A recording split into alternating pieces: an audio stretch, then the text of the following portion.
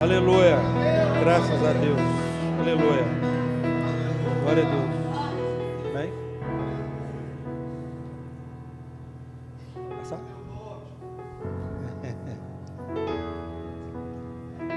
Glória a Deus, irmãos, é um prazer estarmos com os irmãos aqui, adorando o Senhor e aprendendo um pouco mais da palavra de Deus. Na verdade, todos os dias nós estamos aprendendo, com as pequenas coisas, com as mínimas coisas, Deus nos ensina para que a nossa vida, a nossa fé seja aperfeiçoada. E o assunto que nós vamos abordar aqui, doutrina das últimas coisas, escatologia, faz parte da sistemática do ensino teológico. E diga-se de passagem que é um assunto um pouco controverso também, né? Como várias doutrinas bíblicas, onde existem ramificações ou visões teológicas diferentes. Mas a nossa intenção aqui nessa manhã nem é entrar em vertente teológica, porque o tempo é muito curto, né? Um estudo sobre escatologia, você pode pegar 1 ano com a igreja, escola bíblica dominical, tranquilo, e você vai arranhar a pontinha do iceberg, que é um assunto extremamente complexo dentro da palavra de Deus. Mas nós queremos, dentro da nossa limitação, da nossa pequenez, do nosso pouco conhecimento, falar um pouco sobre esse assunto, porque é um assunto de suma importância para a vida da igreja hoje. Pedi um bichinho para passar aqui para a gente. Quando nós falamos desse complexo chamado escatologia, tem essa imagenzinha aí. Nós estamos vendo um quebra-cabeças. Cada profecia, irmãos, ao longo de Gênesis até Apocalipse, é uma pecinha que ela vai se encaixando. O todo Deus já contempla, porque Deus é atemporal. Deus já vê tudo, Deus já sabe tudo que vai acontecer. Inclusive, Deus criou o próprio tempo. Mas nós, dentro da nossa temporalidade, do nosso tempo, Kairos, né? Ou Cronos, que é contado, o tempo que é contado, nós vamos vendo, vamos estudando e vamos entendendo que as coisas de Deus vão se encaixando. Então, de Gênesis a Apocalipse, nós vamos ver essa complexidade que é a palavra de Deus. Nós vamos ver como a palavra ela vai se encaixando até formar esse todo. Ah, mas pastor, quando esse todo vai ser formado? Quando a igreja estiver morando na Jerusalém Celestial, e a Bíblia diz lá em Apocalipse 22, né? E fez-se um novo céu e uma nova terra. Então, esse todo momento, ele vai ser concretizado. Mas, na medida que nós vamos lendo a palavra, estudando, nós vamos conhecendo. Para os irmãos terem uma ideia, está lá, Apocalipse tem 404 versículos. 278 faz alusão do Velho Testamento. Olha como a palavra de Deus ela é algo conexo, ela não é desconexa, ela está conectada, ela se completa. 550 versículos fazem alusão do Velho Testamento. Às vezes nós estamos lendo Apocalipse, a gente pensa que está lendo lá Gênesis, ou está lendo Isaías, ou Daniel, ou Jeremias, ou outros profetas. O final, o resumo, o finalmente, onde Deus está ali, um ponto final do seu projeto de salvação, está olhando lá para o início também. Então, por isso, o quebra-cabeças. E na medida que nós vamos entendendo isso, nós vamos vendo como a palavra ela vai se completando. Esse gráfico foi feito por um supercomputador, e ele pegou a Bíblia e ele foi conectando a própria Bíblia entre si. E olha que interessante ali, nós falamos de Apocalipse. Se nós pegarmos no finalzinho ali, como se fosse o arco-íris, está ligado lá no início. Então os irmãos vejam que aquilo ali, 663 mil, são textos, versículos que estão cruzados na Bíblia. E como é importante nós entendermos isso, que a palavra de Deus, quando você lê, nós lemos, ela não é algo desconexo. Às vezes nós é que não entendemos, não é? Mas não é porque eu não entendo que eu não creio. Não, eu não entendo isso na Bíblia. Tá, podemos não entender, mas porque eu não entendo, eu não vou crer? Então, dentro desse olhar, não é, desse grande quebra-cabeça, onde nós hoje, irmãos, o privilégio nosso hoje é grande. Talvez o maior privilégio da história da igreja está conosco hoje, porque diante dos nossos olhos, nós sabemos o que passou, a teologia, ou não é, a escatologia passada, nós estamos diante dos nossos olhos, vendo acontecer hoje, e quem sabe, seremos a última geração a ver Deus colocando um ponto final nesse mundo que está, né? Então, partindo desse princípio, meus irmãos, 30% de toda a Bíblia ela está ligada à profecia e escatologia. 1/3. É muita coisa, né, irmãos? 30% da Bíblia está ligada a alguma profecia. Então, como é que eu vou dizer assim, olha, não gosto desse assunto, ou não entendo, mas na medida que nós vamos conhecendo, tendo intimidade com a palavra de Deus, nós vamos vendo como que ela vai se cumprindo, como aquele quebra-cabeça ele vai se encaixando. E nesses 30%, não é? Vamos dizer assim, houve aquilo que já foi concluído, profecias, a escatologia passada, e o acerto foi de 100%. Olha as profecias de Daniel, lá, capítulo 2, da estátua de Nabucodonosor. As profecias de Daniel, depois dos animais que ele, no capítulo 7, se não me engano, que ele vê. Então, quem conhece um pouco de história vai ver que tudo se cumpriu 100%, cabalmente. A palavra não se cumpriu a 95%. Foi uma coincidência. Não, irmãos, Deus não trabalha com coincidência, porque Deus é soberano. Ele controla todas as coisas. E se Deus disse, e tudo que Deus disse aconteceu 100%, tudo que Deus disse que vai acontecer 100% também. Então como é que nós vamos? Não, eu acredito no que passou, mas eu não acredito no porvir. É inconsistente. Se eu acredito no que aconteceu, tudo que a Bíblia diz, que está no campo da escatologia, das profecias, que está se cumprindo, e que vai se cumprir, então vai se cumprir 100%. Então, dentro dessa teologia sistemática, nós estudamos esse assunto, né? É uma das aulas de quem faz teologia, é um dos assuntos, junto de, né, doutrina de Deus, de Jesus, doutrina do Espírito Santo, doutrina da salvação, doutrina do homem, doutrina da igreja, doutrina dos anjos, própria Bíblia, escatologia. Mas cada uma doutrina, cada um estudo desse, sistemático, que você pega, olha, eu vou estudar sobre o pecado, eu vou estudar sobre isso. Mesmo assim, está tudo conectado dentro daquilo que é a palavra de Deus. E o que vai acontecer, o que está acontecendo, faz parte de um projeto, de um plano eterno de Deus.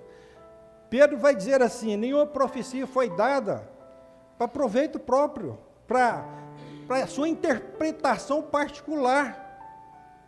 Mas toda a profecia dentro da palavra de Deus, ela foi inspirada pelo Espírito Santo a homens, né, de diversos autores que viviam em lugares diferentes, sociedade, né, de uma forma diferente também, mas que aquele que inspirou é aquele que governa, é soberano sobre todas as coisas.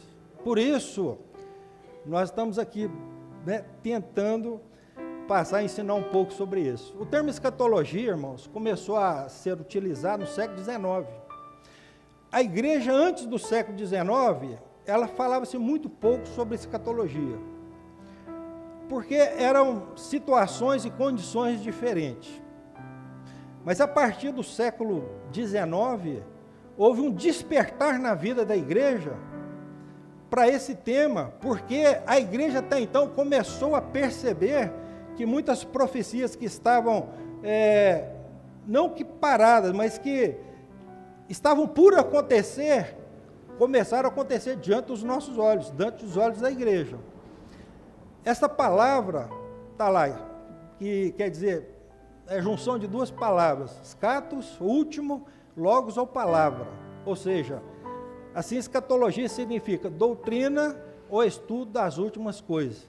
E a escatologia também, irmãos, ela vai estudar os três tempos, o passado, o presente que nós estamos e aquilo que ainda está por acontecer. Amém?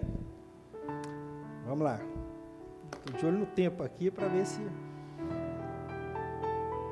Dentro da escatologia, me ajuda aí para ver o tempo, para não ficar perdido aqui. Dentro da escatologia, nós temos profecias relacionadas a Jesus como Messias.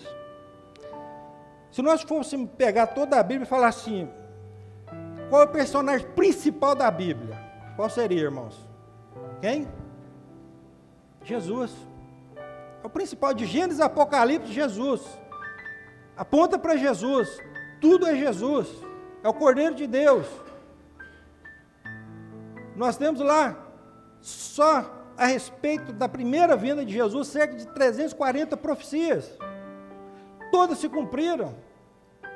Só Isaías foi mais de 40 profecias relacionadas a Jesus, a vinda de Jesus, nascimento, morte e ressurreição. Então, quando nós lemos, estudamos escatologia, não tem como estudar escatologia sem ter a figura de Jesus. Porque é a figura central em toda a palavra de Deus. É como o rio, não é? Todo rio deságua no mar. Toda a Bíblia, todo o livro, tudo vai desaguar nele. Ele é o ponto central para nós entendermos esse contexto de salvação. É ele. Mas a Bíblia tem um assunto também. Como tem um personagem principal, a figura central de Jesus, ela tem um assunto principal. Qual seria? O que os irmãos acham? Salvação. Então, se nós olharmos para Gênesis, de Gênesis a Apocalipse, profecias e mais profecias, todo o plano de Deus está inserido aqui para a salvação do homem, para a nossa salvação, para que Deus alcance o homem com a sua palavra, e nesta palavra Ele vai revelar o caminho, a verdade e a vida, que é Jesus, que sem Ele o homem estava perdido. Então, a palavra fala sobre Jesus, a palavra vai falar profecias sobre a nação de Israel, profecias que se cumpriram, estão se cumprindo e ainda vão se cumprir. Muitas. Nós pegamos Romanos lá, nós vamos ver Paulo falar isso. A hora que o tempo dos gentios acabar, Deus vai voltar a tratar com o povo de Israel. A hora que o nosso tempo acabar, Deus vai voltar a tratar com aquele povo de uma maneira direta. Porque há profecias, há alianças de Deus que ainda estão pendentes para que Deus cumpra a sua palavra sobre aquele povo. As profecias com relação aos gentios, nós temos lá um exemplo de Zacarias, fala a respeito dos gentios. Profecias com relação, cortou um pedacinho lá? Com respeito à igreja. E quem é a igreja? É formada de quem a igreja? De judeus e gentios. Há uma certa, podemos dizer assim, discursão quando a igreja começou. Né? Para mim, vou falar modestamente, eu acredito que a igreja começou no Pentecostes, de uma maneira efetiva e definitiva. Porque até então os discípulos, né, mas no Pentecostes, com o Espírito Santo que veio sobre a igreja, o Senhor selou a igreja e a partir de então nós vemos o que aconteceu. Há outros que divergem, mas estou colocando a minha posição dentro aqui do pouquinho que eu conheço. Então, ali, Deus separou, ou Deus quebrou, veio por terra aquele muro que separava judeus de gentios, formando um corpo. Então hoje não existe judeu, gentio, não, para Deus existe um corpo, Não existe o que é melhor, o que é pior, pobre, preto, branco, essa ideologia que estão aí querendo, não é, jogar uns contra os outros. Nada. Aqui dentro da igreja, não. Lá fora pode acontecer. Mas aqui somos todos o quê? Filhos, ovelhas do único rebanho do sumo pastor, que é o nosso pastor Jesus Cristo. Então, dentro desse contexto, nós vamos vendo, irmãos, Deus encaixando, tratando desse assunto tão especial na palavra de Deus. Alguns motivos para nós compreendermos, entendermos as profecias, nós precisamos. As profecias, a Bíblia nos lembra, irmãos, que Deus é soberano. Deus está no controle de tudo. Nada foge do controle de Deus. Quando diz que os cabelos da nossa cabeça estão contados, não é? O Celso diz passagem, né? Nilson, o meu também está aqui fazendo um buraquinho. O Morgão vou falar não, senão depois ele me convida para vir aqui mais. Né? Mas, não, o meu já está um buraco aqui. Então, irmãos, nós entendemos estudando que Deus está no controle, tudo está nas mãos dele. E se nós sabemos que tudo está no controle de Deus, cabe a nós simplesmente confiar. O irmão colocou aqui antes de mim. Fé significa confiar. Então, se eu digo que tenho fé, não tem como eu duvidar desse Deus que é soberano sobre tudo. Eu confio nele. Outra coisa, as profecias nos lembram que Deus é bom, que no final desse mundo caótico, desse mundo que está desfigurado da criação de Deus, que se corrompeu por causa do pecado, diante de tudo que nós estamos vendo aí, de doença, de miséria, de tudo isso, que é causa, consequência do pecado, Deus é bom. Toda boa dádiva desce do Pai das luzes, desce de Deus. E Deus tem mostrado a sua bondade na nossa vida. Você está respirando porque Deus é bom. Cada respiro nosso nós temos, dá glória a Deus, porque Deus é bom para conosco. Então, quando nós olhamos a palavra, nós vamos lembrar o seguinte: todos aqueles que serviram, que servem, que vão servir ao Senhor, a despeito das provas, perseguições, dificuldades, vão saber que nós estamos na palma da mão de Deus, independente da circunstância. Somos cuidados, Deus é bom. A profecia bíblica vai nos incentivar, nos motivar, irmãos, a vivermos em santidade. Sem santificação, ninguém verá Deus. A palavra que o irmão trouxe aqui antes de mim mostrou isso. Nós precisamos de pautar a nossa vida de acordo com os parâmetros e princípios da palavra de Deus. Não é pelo que a moda dita, pelo que a religião dita, pelo que o homem dita, importa obedecer a Deus. Paulo diz assim: se eu for agradar o homem, eu não sou servo de Cristo. E tem muita gente que tem muito mais preocupação em agradar o homem do que agradar a Deus. Se eu não agradar, se eu fizer isso, eu vou agradar o fulano, mas espera aí, você vai agradar o homem em detrimento de desagradar a Deus? Não. Então, nos motiva a viver em santidade. Você sabe por quê? Porque Jesus pode vir a qualquer momento. Se você não estiver vivendo em santidade, meu irmão, tudo que você fez até hoje, de nada valeu. Nos motiva a estabelecer, irmãos, prioridade. O que é prioridade na sua, na minha vida? Jesus vai dizer: buscar primeiro o reino e a sua justiça. Todas estas coisas serão acrescentadas. Então, nos motiva, irmãos, a termos prioridade na nossa vida. Qual a sua prioridade? Não, a prioridade minha é formar. É minha família, é isso, é meu trabalho. Não. Nossa prioridade primeiro é a nossa relação com Deus. É a nossa vida espiritual. Porque a partir disso, da nossa relação, da nossa vida espiritual com Deus, que nós vamos, irmãos, viver o novo de Deus na nossa vida. As experiências que Deus tem para cada um de nós. E diga-se de passagem, é tão bom quando a gente senta e o irmão, a irmã começa a contar uma experiência com o Senhor, né? não somos edificados. E às vezes a gente fala assim, olha, dá para escrever livro, e mais livro. E nós precisamos disso. A profecia bíblica nos dá esperança. Como é que está o tempo aí? Me ajuda aí. 15? Beleza. Amém, tá bom. Nos dá esperança. Qual a esperança? Qual a grande esperança nossa, irmãos? É o melhor emprego, é o melhor trabalho, é o melhor casamento, é o melhor... Não, não, não, não. Isso é coisa aqui, campo terreno, passageiro, do mesmo jeito que vem, vai embora, acaba. A grande esperança nossa, a bendita esperança que a palavra diz, é a volta de Jesus. É a nossa redenção, é a consumação dessa salvação. É a glorificação da igreja, que se dará com a vinda de Jesus, para estabelecer o seu reino. Então, é a grande esperança que nós temos. E a Bíblia diz que em esperança somos salvos. E a esperança que se vê não é esperança. E se nós esperamos o que não vemos, nós esperamos com paciência. Vamos esperar como? Paciência. Não veio hoje, pode ser amanhã. Não veio amanhã, mas nós vamos esperar.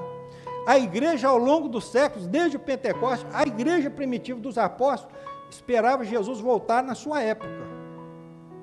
E toda a igreja ao longo dos séculos, ela esperou Jesus voltar na sua época. E cada um de nós aqui, nós estamos esperando Jesus voltar nos nossos dias. Mas pode não acontecer, não, mas a igreja vivia com esta esperança.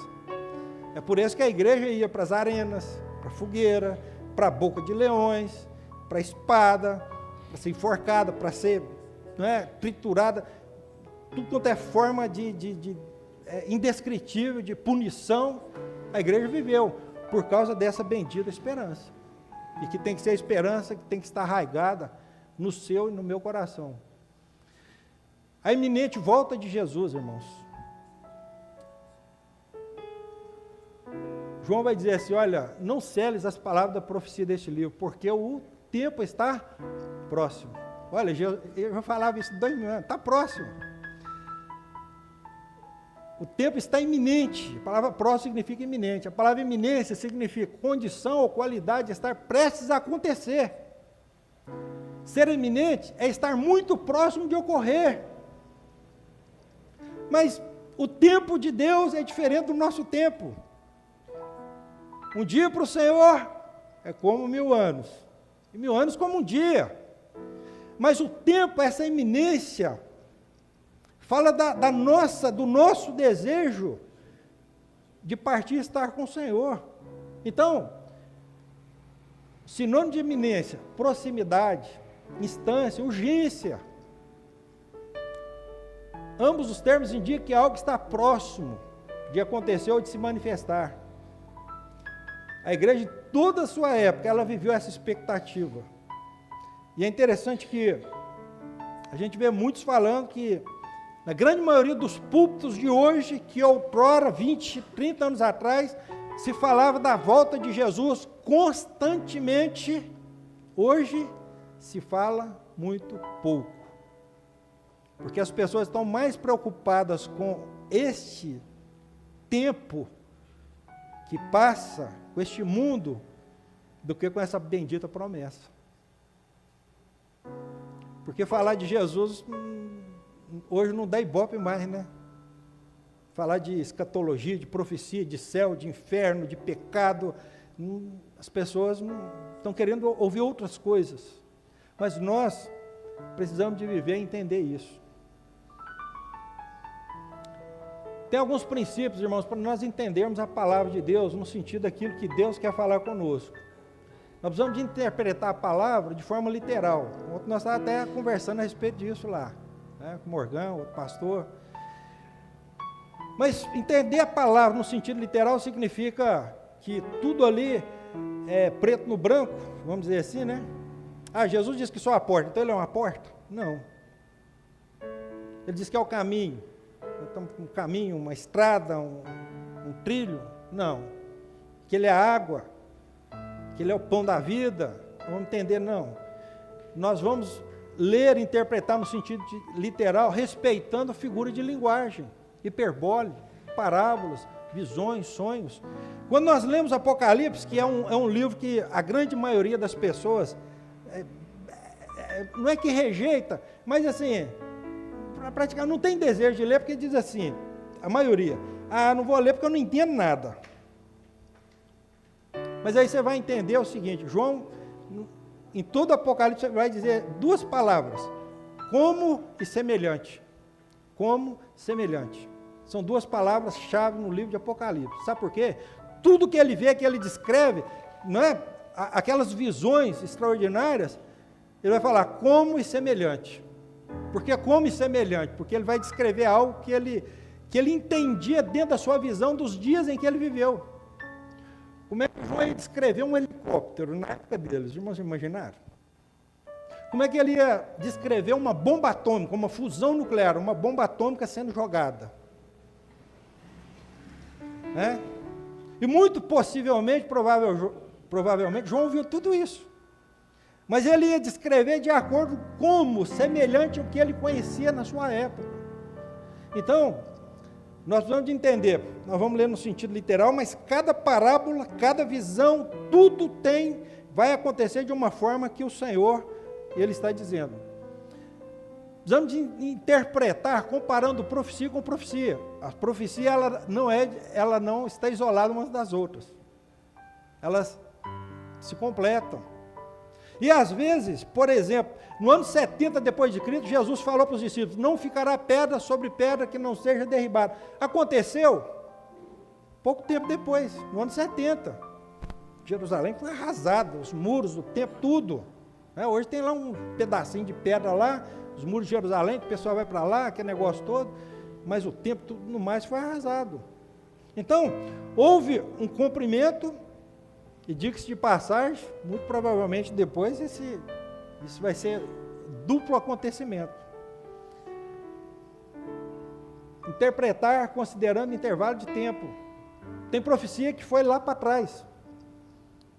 Zacarias 9, fala de Jesus entrando em Jerusalém. Então, tem profecia que foi porque já passou, já acabou.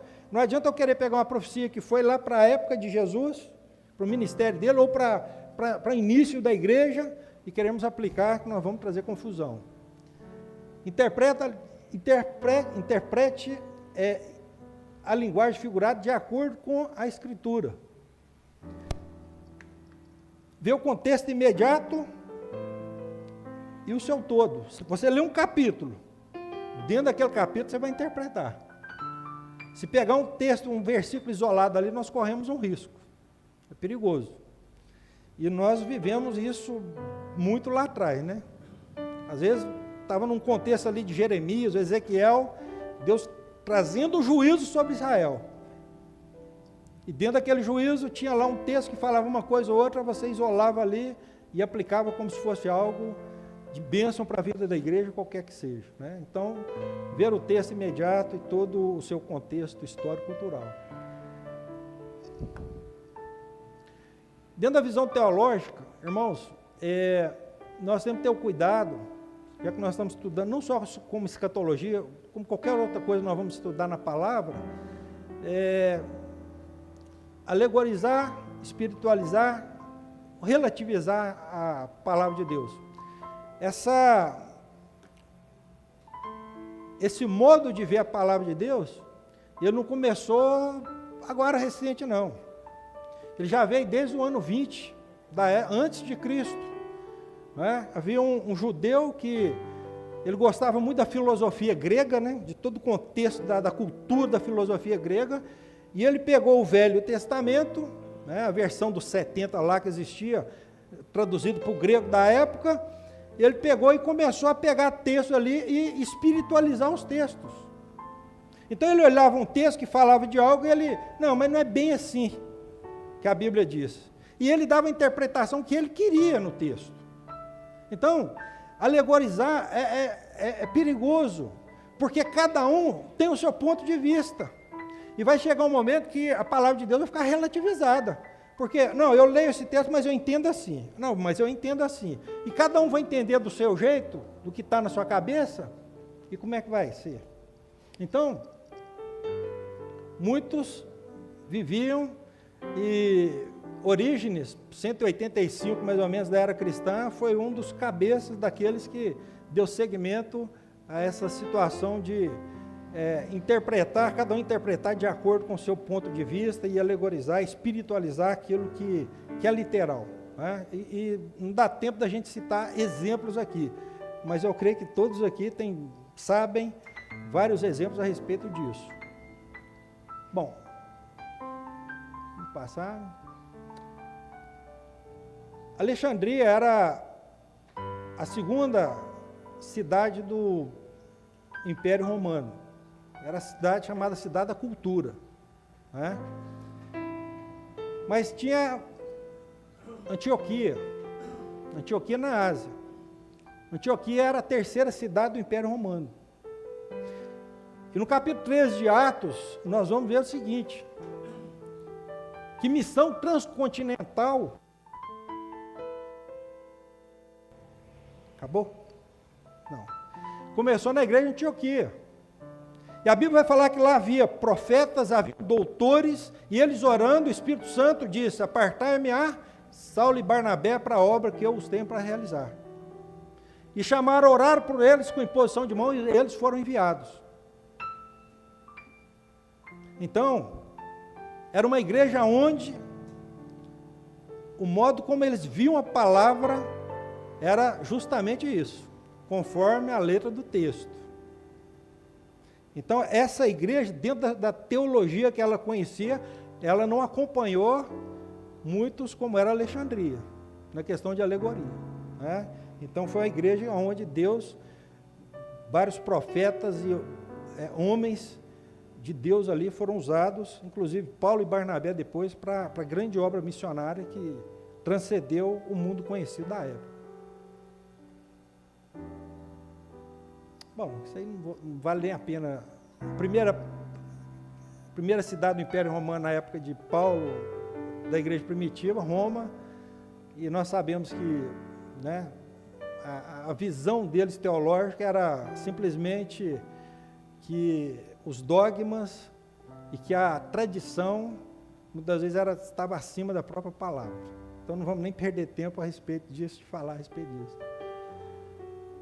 Irmãos, principais sinais escatológicos da vinda de Jesus.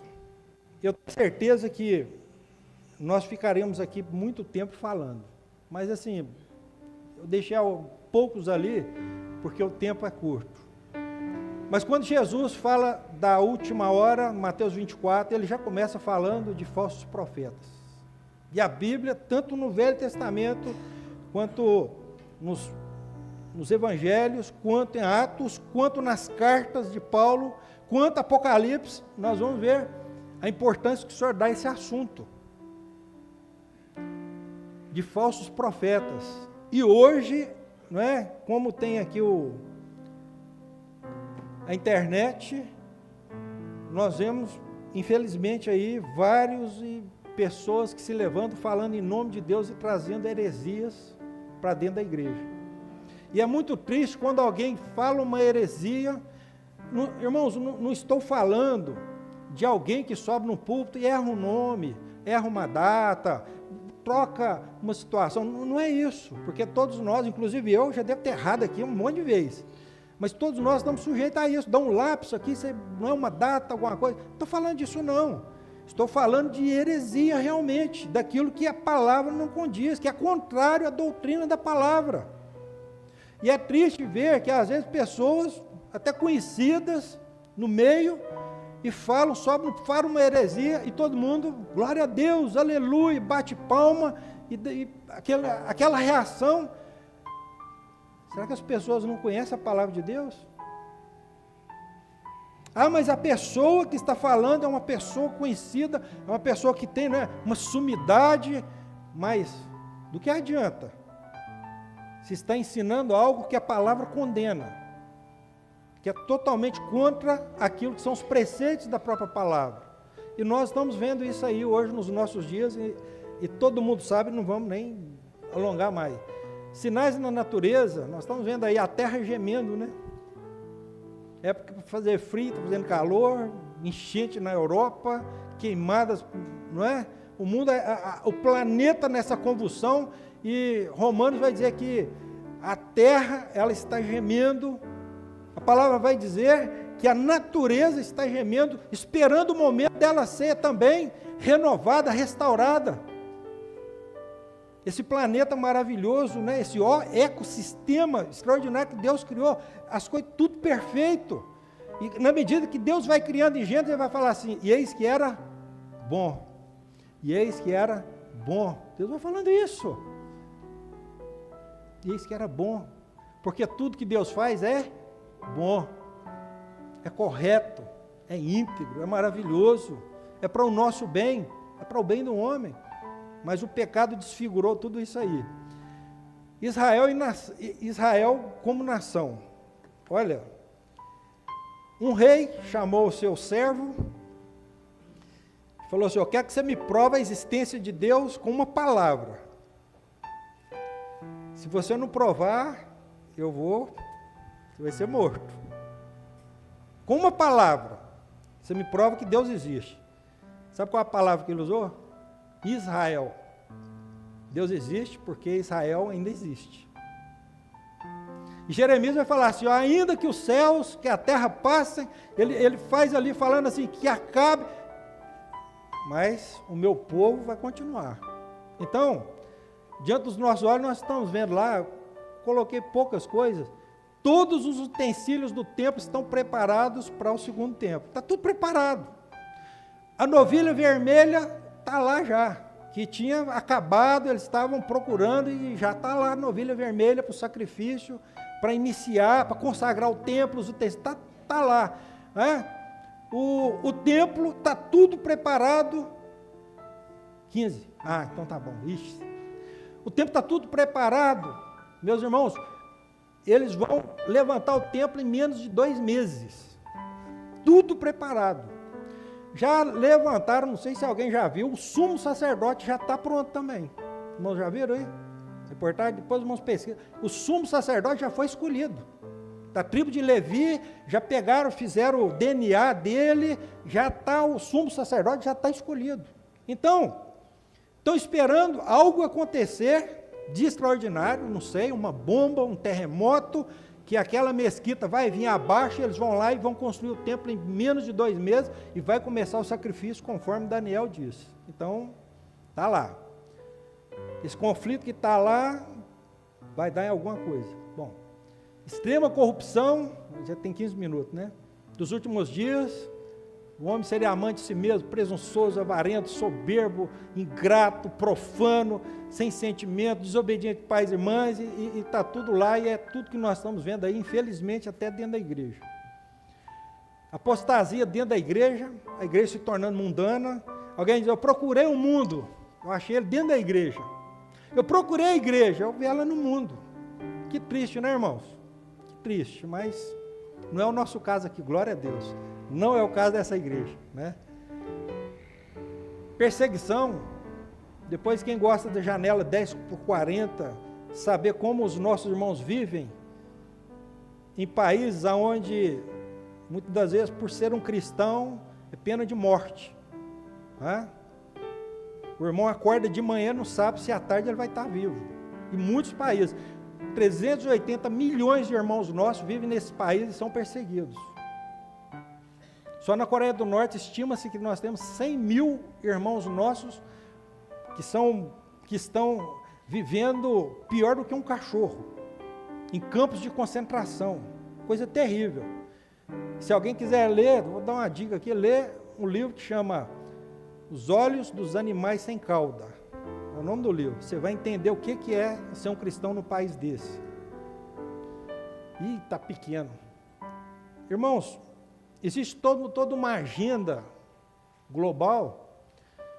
Quem já ouviu falar do grande reset? Não? Existe uma agenda global que a ONU encabeça, aonde? Eu vou ler aqui. Um governo único mundial. Isso aqui é a agenda até 2030. Governo único mundial, universal. Uma moeda única, digital. Bitcoin, já tem até o nome da moeda. Um banco central mundial, um único exército. Fim da soberania nacional. Acabou, ninguém vai ter soberania mais. Fim das propriedades privadas. Não é? Pois é. Fim do transporte privado. Fim das casas unilateral. Você tem a sua casa, alguém chega lá, não, sua casa é grande, eu vou pôr uma família para morar aqui com você. A casa não é sua, não. É deles. Fim da criação de gado privado, que vai fazer carne sintética, né? Não vai poder criar gado, não. Porque o gado dá um peido, e o peido faz um buraco lá de ozônio, e todo mundo sabe disso aí. Fim da agricultura privada, elementos biológicos naturais, pequeno comércio privado, fim dos combustíveis fósseis, restrição viagem aérea, crianças educadas pelo governo, pai e mãe vai poder educar o filho, o governo vai educar do jeito que ele quer, do jeito que ele quiser, pequeno comércio, fim dos combustíveis fósseis e tal. Controle pelo governo, controle demográfico, despovoamento, população centrada em cidades múltiplas, vacinas obrigatórias, implantação de nanotecnologia. Isso aí, depois quem quiser, está na internet, vai ver tudo isso aí. Ó. É agenda para 2030. Nós estamos em 2000 e... Está logo aqui. Está logo aqui. Vou implantar isso aqui, ó.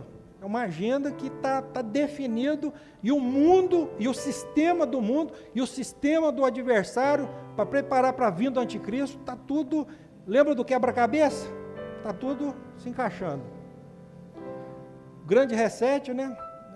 Formulação, vou passar aqui agora, moeda única, né?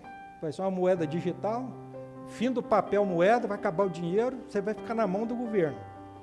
Ah, você quer comprar? Tá, você... Hoje na China, 10 minutos? Tá bom, vamos lá. Hoje na China, já tem pontuação. Você entra no supermercado, você não usa dinheiro mais. E você vai pegando ali, pelo rosto, né? Ou às vezes pela palma da mão, e dependendo do que você compra, você ganha ponto ou você perde ponto.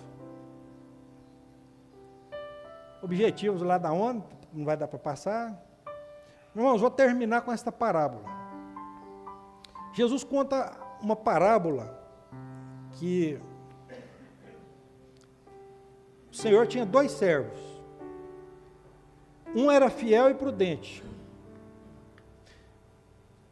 E dentro da parábola, ele cuidava dos seus irmãos, dos seus conservos, dentro da casa. Ele era um mordomo fiel.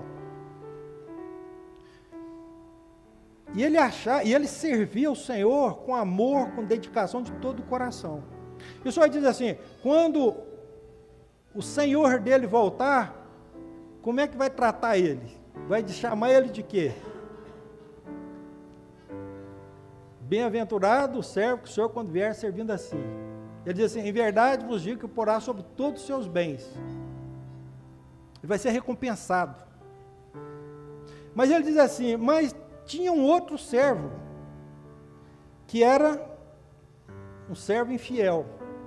Ele pensou assim, olha, o meu Senhor está demorando a vir. Os irmãos lembram de Pedro que fala, nos últimos dias, os homens, mas cadê a promessa? Não cumpriu ainda. Jesus vai voltar não? Cadê as promessas? Aí esse camarada lá, esse servo, né? Ele simplesmente, meu Senhor vai demorar. E a Bíblia diz que começou a espancar os seus irmãos, e a comer e beber com os ébrios, com os temulentos, ou seja, ele tinha uma vida totalmente devassa. A vida dele poderia até ser um momento, uma vida de santidade, como foi a palavra que o irmão trouxe antes, não é? Até então, mas depois ele tomou uma vida de devassidão. E o Senhor veio num dia que ele não esperava, e a hora que ele não esperava. E a parte dele destinará a sua parte com os hipócritas. E ali haverá pranto e ranger de dente. Sabe o que é um hipócrita, irmãos? Acho que todo mundo sabe. Jesus batia nos fariseus, nos saduceus, nos religiosos, chamava eles de hipócrita, uma pessoa de 2 caras. O hipócrita, na verdade, ele era alguém que fazia um teatro na época, na Grécia, principalmente Roma, tinha um teatro, punha uma máscara e a pessoa representava. O hipócrita é aquele que representa uma coisa que ele, na verdade, não é. Ele tem uma máscara para cada situação na vida dele. Ele tem uma máscara em casa, ele tem uma máscara na igreja, ele tem uma máscara lá no trabalho, ele tem uma máscara no dia a dia andando, ele tem, não é? Múltiplas máscaras. Ele não é uma pessoa que ele é em um ambiente, ele é em qualquer ambiente. Não, o hipócrita é isso. Itaquais.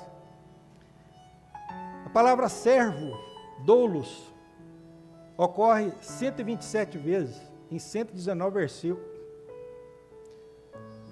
Significa o seguinte, irmãos: nós fomos comprados com o precioso sangue do Senhor Jesus, como cordeiro sem mácula. Fomos resgatados, fomos comprados. Nós éramos servos de quem? Do pecado. Então, o preço que foi pago para você e eu estar na presença de Deus foi preço de sangue. Era impagável. E a Bíblia, Paulo vai dizer em Colossenses, que a dívida que nos era contrária, impagável, ele cravou na cruz do Calvário. Então nós tínhamos uma dívida para com Deus, a dívida do nosso pecado era tão grande que não havia como nós pagarmos, irmãos. Mas Jesus pagou por nós. Mas ele pagou para que nós passássemos a ser servos dele, nós fomos comprados por ele. Nós somos filhos também, e todo mundo gosta de dizer, eu sou filho de Deus. Mas por que será que o Senhor vai usar tantas vezes a expressão servo? Servo fiel, servo mau, servo bom. Porque antes de ser filho, irmãos, nós também somos servos. Se não me engano, tem cerca de, olha lá, está lá. Nós vamos ver no Novo Testamento falando de Jesus como Salvador 22 vezes. 5 minutos. Mas Jesus como Senhor 650 vezes. Será que está aqui desse jeito escrito, simples assim? Não, Jesus é o meu Salvador, glória a Deus, aleluia. Mas diz que Jesus é Senhor. Se Jesus é o meu Salvador, Ele também é o meu Senhor. Porque não existe, não é compatível. Eu falar que Jesus é o meu Salvador, mas Ele não é Senhor da minha vida. Eu não sirvo a Ele. Eu não faço a vontade dEle. E Jesus vai dizer assim, sabe quem me ama? Perguntar aqui, quem ama Jesus, levanta a mão. Todo mundo vai levantar, mas diz assim, não. Quem me ama é aquele que guarda a minha palavra. Então não adianta eu falar, não, eu amo Jesus, Jesus é meu Salvador, mas não quer compromisso com as coisas de Deus, com a palavra de Deus, que nada. É simplesmente um religioso, tem um rótulo, e às vezes tem tempos que tem esse rótulo, mas fica só nisso. Então, Deus nos chamou para sermos servos. Fiel, confiável, leal, verdadeiro. Fiel significa isso. Será que Deus confia em você? Você é confiável? Quando alguém traz alguém para dentro da sua casa é porque ele confia. E Deus nos trouxe para dentro da sua casa porque Ele confia em nós. Ele deposita em nós algo. Ele espera algo de nós. Que nós produzamos frutos dignos de arrependimento, frutos bons. Constitui sobre a sua casa, Ele estabelece. Para quê? Dar sustento ao seu tempo. O que é dar sustento? É apoiar uns aos outros, é orar uns pelos outros, é fortalecer uns aos outros, é alimentar uns aos outros. É a função do servo fiel. Quando ele vier, o que ele vai achar? O servo fiel servindo como? Não é? Leal, com lealdade, com sabedoria, apoiando.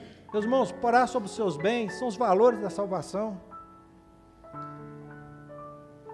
Depois eu vou terminar com essa pergunta. Opa, acabou? Mas o mau servo, meu senhor vai demorar. Não amava o Senhor, perdeu o amor, perdeu a graça, perdeu a fé. Se você não crê que Jesus não volta, o que resta? Não tem mais esperança. Aí ele começou a espancar os seus conservos, maltratar os seus irmãos. Irmãos, ó, quão bom e quão suave é que os irmãos vivem em união.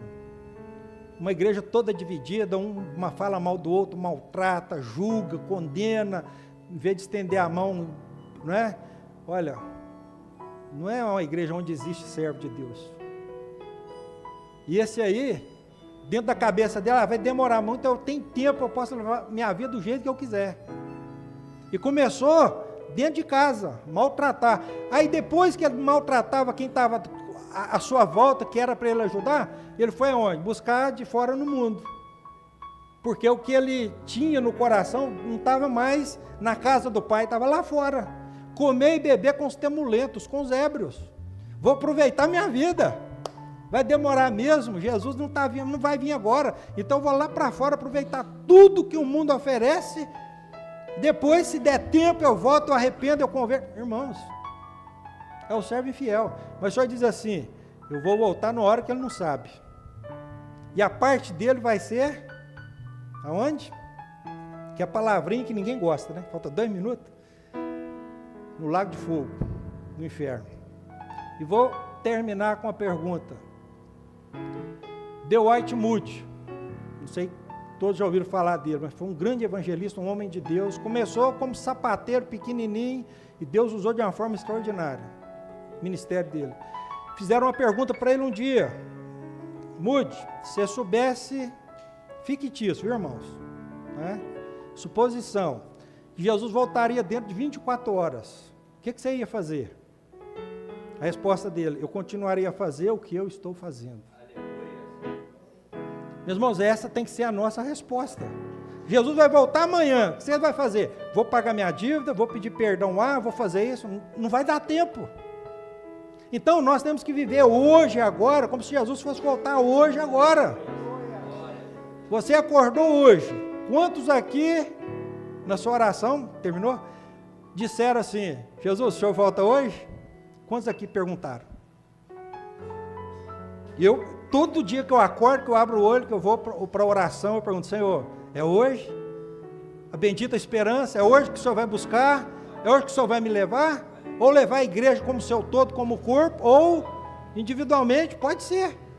Eu viajo todo dia aí, amanhã eu estou viajando, pegando estrada. Ué, como é que eu vou viver uma vida dessa, correndo risco, sabendo que eu vou sair para a estrada, posso sair, posso não voltar. Então, todo dia, eu tenho que acordar, saber disso, Senhor, é hoje, o grande dia? Vamos passar a ser transladados, ou será que é hoje que o Senhor vai me chamar, particular? Né? Terminou? Irmãos, bom, que Deus abençoe, nos dê esse entendimento, que tenhamos essa bendita esperança, renovada, arraigada pelo Espírito Santo, no nosso coração. Né? Cantar o louvor?